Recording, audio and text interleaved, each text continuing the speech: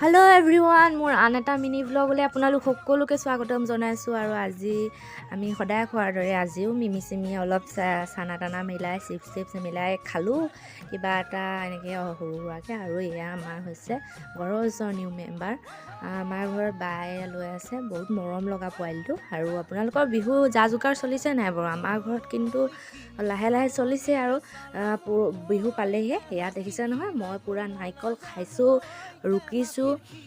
আমাৰ ঘৰত মানে মিক্সি চিক্সি নাই, সেইটো কাৰণে এনেকৈ ৰুকি পিনিয়ে নাৰিকলৰ লস্কৰাটো বনাওঁ বুলি ভাবিলোঁ। আৰু এয়া আমাৰ মাঘৰ বিহু বাজেটৰ কথা পাতি থকা হৈছে।